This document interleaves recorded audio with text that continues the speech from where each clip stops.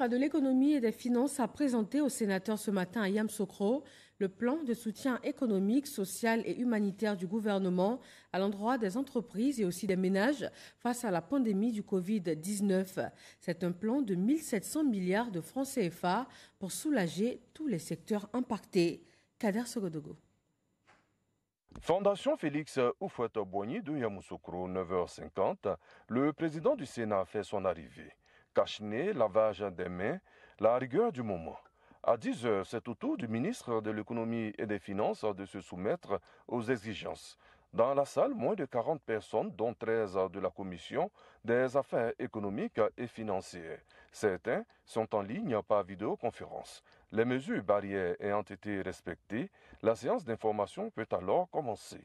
Le patron des lieux, Jano Aoussou-Kouadio, président du Sénat, donne le sens de cette rencontre. Aujourd'hui, contrairement à vos passages précédents, il ne s'agira pas de défendre un projet de loi, mais plutôt de former le Sénat en sa qualité de champ de représentation nationale de la mise en œuvre d'une politique publique, celle relative au plan économique, social et humanitaire mis en place par le gouvernement en vue de soutenir les entreprises, les ménages et le secteur informel dans le cadre de la lutte contre le Covid-19. Dans son exposé, le ministre de l'économie et des finances a d'emblée réitéré l'engagement entier du gouvernement de se tenir aux côtés de tous ceux qui sont affectés par la crise sanitaire.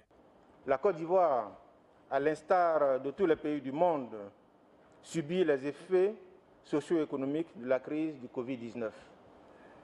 Deuxième message, pour atténuer ces effets, le gouvernement a mis en place un plan de soutien économique, social et humanitaire, dont le montant vous a été communiqué, 1700 milliards de francs CFA, qui vise non seulement à faire face aux effets immédiats de la crise, mais aussi à préparer l'après-crise, en offrant des leviers de relance de notre économie à la fin de la crise.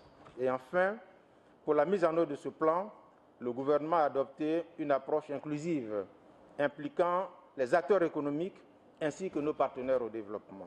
1700 milliards de francs CFA mobilisés pour répondre aux besoins.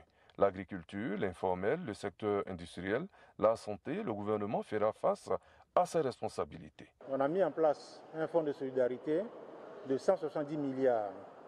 Et dans ces 170 milliards, il y a une partie qui est prévue justement pour accompagner les opérateurs du secteur informel qui auront tout perdu. Ces opérateurs étaient en activité. Du fait de des décisions qui ont été prises par le gouvernement, elles ont fermé leurs activités.